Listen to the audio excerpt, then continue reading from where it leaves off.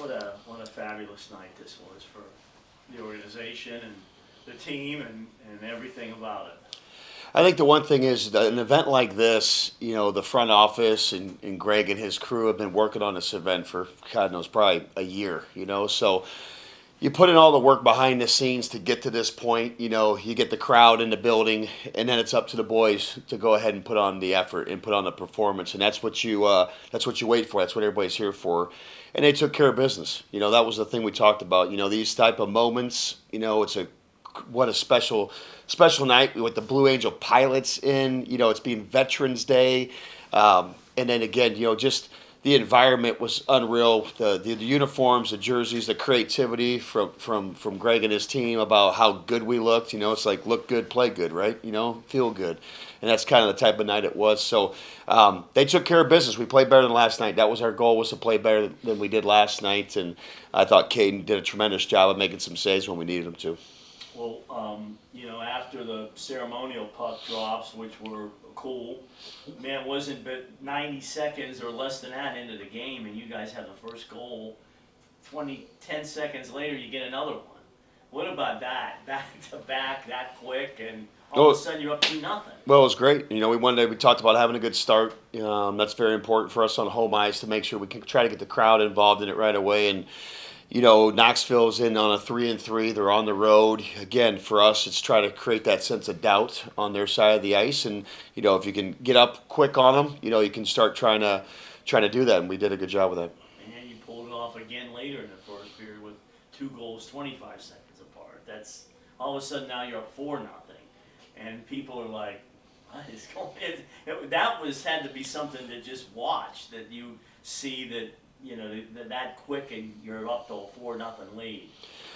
Well, it's better than the other side of it because I've been on the other side of it too. So you want to try to enjoy it when you can, because the way that hockey is, you're going to always usually have to deal with that. Usually yourself on the other side, it never feels good. I give Knoxville a lot of credit. I thought they continued to battle. I told the guys in between periods, you look at how hard they played in the second period. They had more shots on goal. They started winning more battles.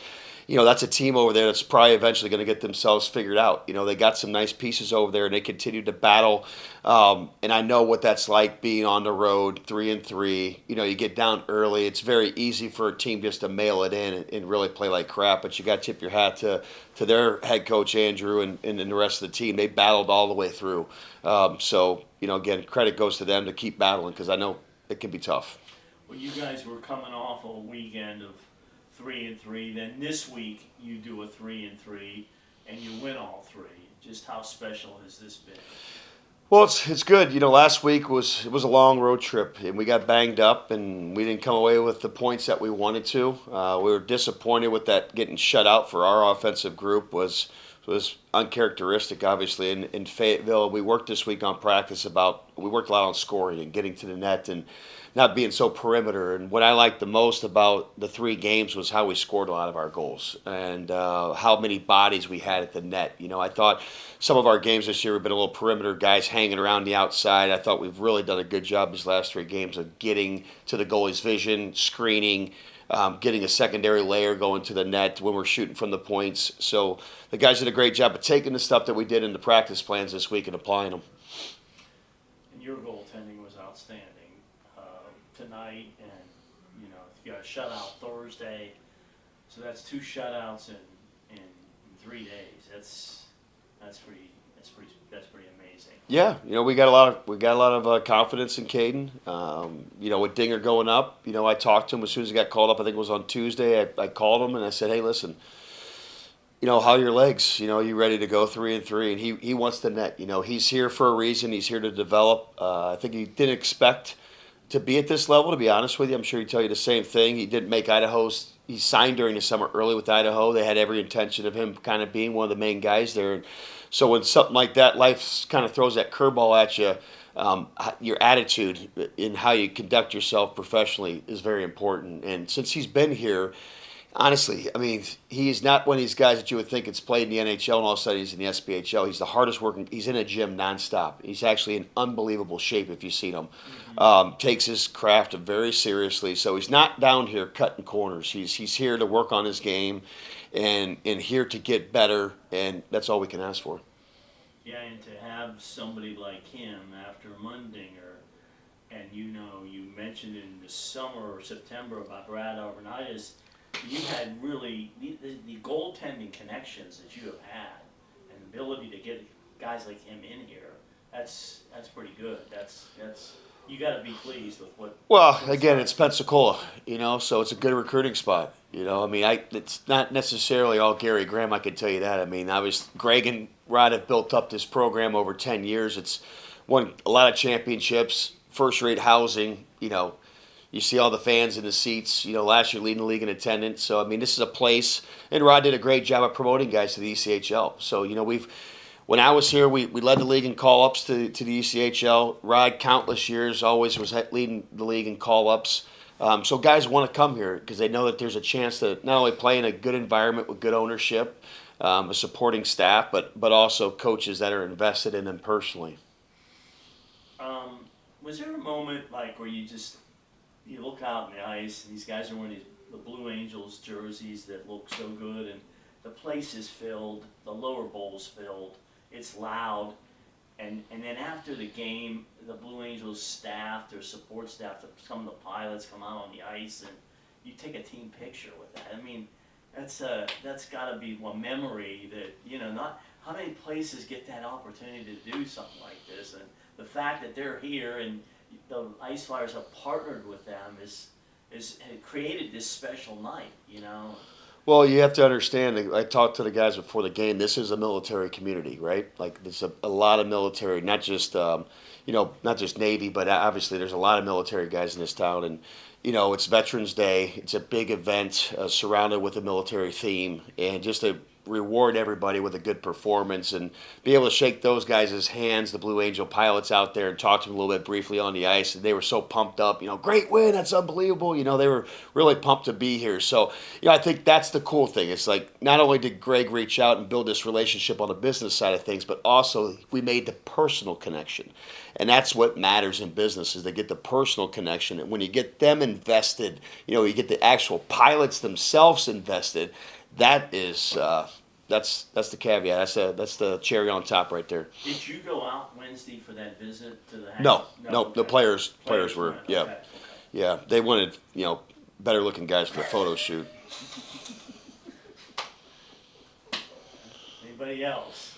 Talk about the importance of picking up 6 wins, or 6 points rather. Jeez, I wish they 6 straight wins. Jeez. 6 points on 3 wins and being able to stack those numbers early in the season. It's important because we want to try to get as many points going early in the season because inevitably, we've had some call ups, but once the ECHL and the American League start dealing with more injuries and stuff, if we have a good roster, I fully expect to be dealing with that, just like Rod did every year. So you always want to try to get in front of it as much as you can and try to stack some points up early. But it's also just about everybody feeling good about what we're doing. I'm a new coach down here again. These guys are getting to know me, how I operate, what the standard's going to be. Like I said, there's a lot of similarities with Rod and I, but there's also some differences. And, I think these guys are now starting to understand how we want to play, and it's the way our team is constructed is we're not the biggest team in the league. I actually looked up tonight, we're the smallest team in the league. Knoxville's the biggest team in the league. In terms of size, just averaged out, but we want to be a shifty, dynamic, fast team, a team that can really make plays on the ice. That's what we're built for. That's the type of hockey I like. And, you can see, too, what we did this summer with our decor. We didn't score a lot with our blue line last year. I thought Corey needed a good job, but, we have a lot of very good offensive-minded defensemen. And you can start seeing that tonight in the last few games of who's starting to score goals. And, we have some guys that can move the puck and shoot the puck and really facilitate and amplify our forwards. And that's what you got to have in today's game. Your decor, you got to have a decor that can skate, that can move, that's athletic, but that can also defend. And once that starts all coming together with our forward group, and then you've seen the great effort from our forwards on the back check in the second period. We had probably 4 great back checks from our forwards that were really coming down and helping out as well. So the total commitment to play without the puck always leads to good things with the puck. What's the message to the fans? It was really cool to look around tonight and kind of like Bill had mentioned, the bottom lower bowl sold out, opened up the upper decks tonight, had people up there in the 200s. What's the message to the fans with this excitement about hockey in Pensacola? Well, it's tremendous. So, they obviously last year they led the league in attendance. We want to keep growing that. Our involvement in the community obviously is very important. We'll continue to have events out there in the community. And Greg, as an ownership group with the new foundation he started, as well as all of his other charitable, work he does, it's about building the personal relationships too in the community, and we want to do that from the hockey ops side of things as well. So, yeah, to the fans, if you see me out at the Circle K gas stations, come and say hi, or you see me at. I'm not gonna say where else I go. Your passing tonight, I mean, it's been the most efficient I've seen it since the start of the season. Has that been worked on during practice and stuff? Because everything comes off the passing, and when you start to make a charge, when you have crisp passing, you just endless. You can do anything. It definitely plays into what we're trying to do, right? A fast north-south approach, and we talk about being connected, and being connected means, again, a lot of support around the puck, which makes things a lot easier. When we get into trouble sometimes, Mac, is when, we're passing to a guy and we don't have the proper support coming through. That's when we get into trouble. But, when we're coming up collectively as a group of 3 or 4, we can be a very dangerous team. And in that precision with making sure those passes are made quick. Sometimes as the ice gets towards the latter part in a period, you can start seeing some passes that don't quite connect. And the puck was really kind of doing this sometimes tonight, for both teams. And that kind of stalls transition up a little bit. But overall, we work a lot in practice on passing. Typically a team that can get through the neutral zone with more speed and precision passing. I mean, you look at Bondarenko's goal, that was a fast east-west pass, that gets to speed, and we're able to win a one-on-one foot race, and that's what his goal is, right, for Bondo. He's a smaller guy. He's got to beat D with his speed, and he did a great job. And also on the power play one where you can see tic-tac-toe, boom, Yeah. boom, boom, bang, quickness and stuff on. Not playing around, just getting it on the sticks, getting them on the tape, and into the back of the nuts. Well, that was really good to see the power play have some success because I know how frustrated they've been. I've been trying to be patient with those guys, and we put in basically 2.5 days of work of practice into special teams this week. Thought that really paid off.